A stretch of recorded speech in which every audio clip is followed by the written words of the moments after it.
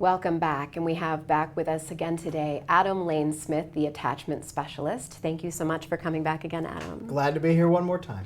So today we decided that we're going to talk about one topic that we've talked about, the anxious and the avoidant attachment style. And now there is a third category called the disorganized attachment style. Is that correct? It has so many names. Okay. That is the one that we have settled on. Yes. All right, well let's dive in and see what we can learn about this interesting attachment style. Absolutely. So I will start with a disclaimer that's very important. If you've been listening to our previous episodes about anxious and avoidant, and you're thinking, well, I'm kind of some of this and I'm kind of some of that, it's possible you do have the blend of the two. And I am currently in the process of updating attachment theory. Okay, it was created back in the 1960s. It hasn't been updated really for modern audiences. And the research shows that 34% of people back then had attachment issues. Now it's 65% of people have attachment issues. So we need to update it. I'm expanding the attachment styles out to 8 full styles so they break down easier and you can really see what you are. Today we'll talk about those 2 types of disorganized style because they are the blend, but they are opposite of each other, extreme opposites. One is chaotic and the other is invisible. Okay, chaotic, disorganized. Oh, no, the names. No. So I've created very different names. Oh, okay. There is a help us- quiet yes. disorganized, Quiet disorganized. and loud disorganized. Loud disorganized. This is, for the people at home, this is fearful avoidant is usually what we call disorganized. Sometimes disorganized was the original style, and then sometimes it's just called anxious-avoidant. It has so many names, but it is when you are the blend of the two. Okay. All right, let's Cool. do it. Yeah. So really quick, how does somebody get disorganized style? It is when you accrue so much damage in childhood that one attachment issue is not enough. You armor up with a second attachment issue. Maybe you start off crushingly anxious, but then everyone else around you is pretty awful and abusive. You develop avoidant on the outside.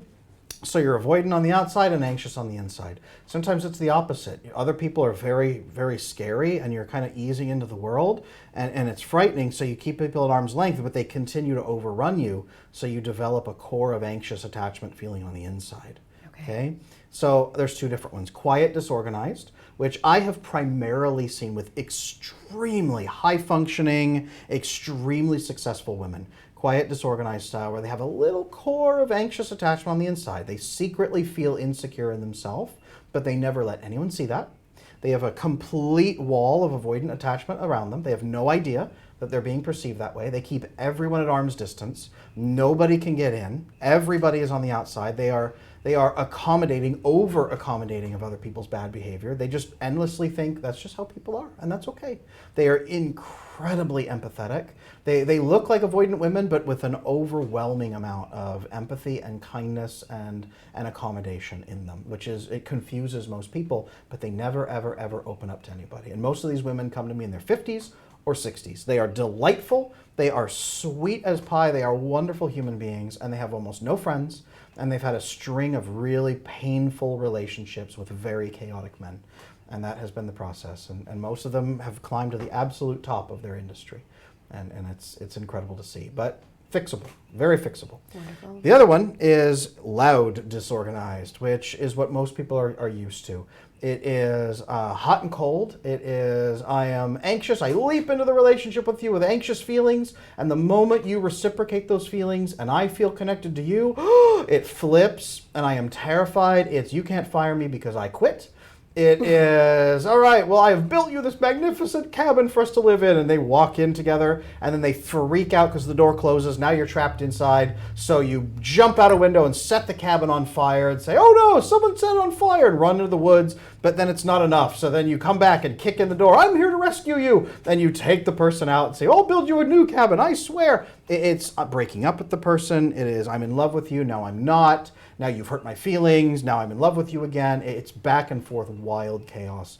It does not have to be malicious. It does not have to be mean-spirited. Many of them are consumed by that chaos themselves, but it's just wild. It's wild, and it's very visible in the first 4 months of a relationship. Are these predominantly women, or is it a mix of men and women? It's a mix of men and women. It's based on high levels of abuse, high levels of instability in childhood, high levels of pain. Many of them have really bad sob stories. They may or may not use those as parts of bonding, but they have very bad childhood stories and very high levels of sadness. It's akin to borderline personality disorder. It's the smaller, non-diagnosable, subclinical version of borderline borderline personality disorder. It is not borderline. We have something called quiet borderline that's floating around. I think that's what this is. And a lot of people who self-identify as borderline are actually this, because the rule in psychology as they train us in graduate school is if someone identifies as borderline, they are almost certainly not borderline personality disorder. Disorganized style is where that actually falls. It is not a personality disorder, and it is still fixable. So I would like to take a little aside and then come right back to this. Cool. But we had mentioned before in our own personal conversation about how mental health diagnoses are frequently not actual mental health diagnoses, or they're not actually what we think they are. They're born from attachment. I would argue, and as a former clinician, as someone who's been in the field for many, many years, I would argue that nearly every single diagnosis in the mental health book, every single diagnosis in the DSM-4, DSM-5, is actually an attachment issue that is then causing you problems in your mental space. These are coping mechanisms, generalized anxiety disorder. Of course, you're always going to be anxious if you don't have the right bonding hormones, if you don't have the right neurotransmitters, your relationships feel unfulfilled. Of course, you'll always be anxious. Of course, you'll crash into teenage depression if you feel no one will ever love you and you're alone in this world and always will be and you are doomed. Of course, you're going to crash into depression as a man if you feel powerless in relationships and in connection to other people and never ever to be loved. Of course, you are going to plunge into all kinds of things that will prevent your brain from seizures by distracting you instead over here. Or bipolar disorder, turn off the prefrontal cortex with chemicals to then go into a manic or hypomanic episode to reduce all the strain on your brain to prevent a seizure, so you can then go into pleasure-seeking mode and flood with the biochemicals you're not getting in relationships, and then come out of it crushingly depressed. And again, I've seen this pattern. I've worked with doctors who take this view.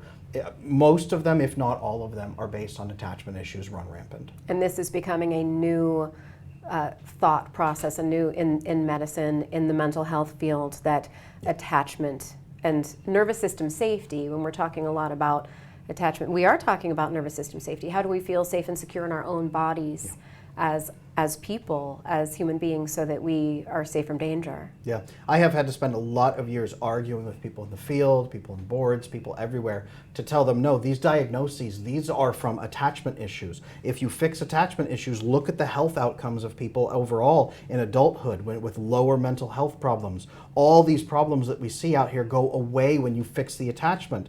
Even problems with lupus and rheumatoid arthritis, autoimmune diseases decrease with this. So much of our health status goes back to this core, am I loved? Am I alone? Am I gonna die? Or are people going to nurture me and care for me in a community? When you have that, all these diagnoses go away, and it's phenomenal to see. That's absolutely perfect. I have complete agreement on that. It's just so impactful when it comes to feeling safe, feeling loved, feeling in that community. And as we know, when we're in community, we do see that those health issues do come down. It's so remarkable. And really quick on that, John Bowlby created attachment theory back in the 1960s, but the number of attachment issues back then was so small and so sub-level that very few people in the population had them. Now, again, 2/3 of all people today in millennials and Gen Z have attachment issues. 2/3.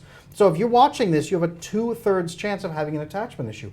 That's why I'm updating the field, so that we can have it for today, for what we need, and then push back against this insane medical model that treats you like a number and tries to medicate the crap out of you. Well, we're very lucky to have you doing that work, Adam. Thank you so much. So I do want to get back, because we just have a few minutes left, though, for our disorganized people. Absolutely. So that we can give them a few tips of what they can do or how they can move forward in that space. The number one thing that you need to do if you're a quiet, disorganized woman, hello, you're quite wonderful, I'm sure. If you're quiet, disorganized, the number one thing that needs to happen is to stop and pick one person that you trust in your life, go to them and ask them, do you think I'm closed off?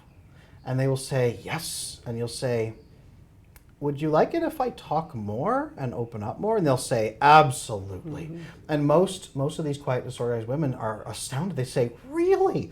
Why? Why would you want to know more about me or get in or help or understand me? And they don't understand the reciprocal sharing that humans are supposed to do. So it just shocks them. So that's part of my coaching them, is just guiding them to speak to the people they already have in their life who are healthy and secure. Speak to those people and build those relationships, and it just blows their mind. The level of connection and security they get, the bonding hormones they get, the neurotransmitters, the quality of life just shoots through the roof, usually in a couple of weeks, just by having those conversations. So for quiet, disorganized, have some conversations with some people, ask some questions. For loud disorganized people, number one, you are not a bad person.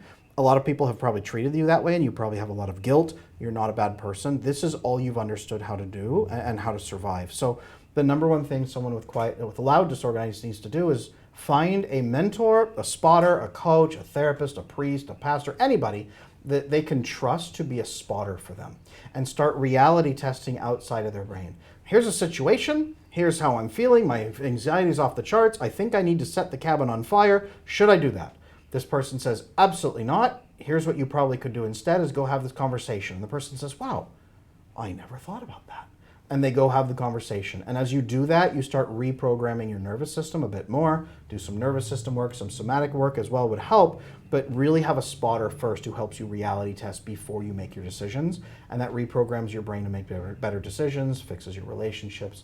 Absolutely key thing. You really can't do it by yourself.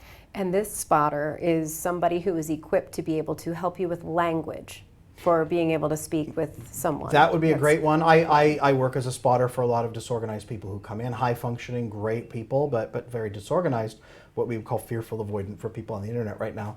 They come in and they need that spotter work. They need the tools, they need the scripting, but what they really need to do is get the it's okay, you can survive, have a conversation.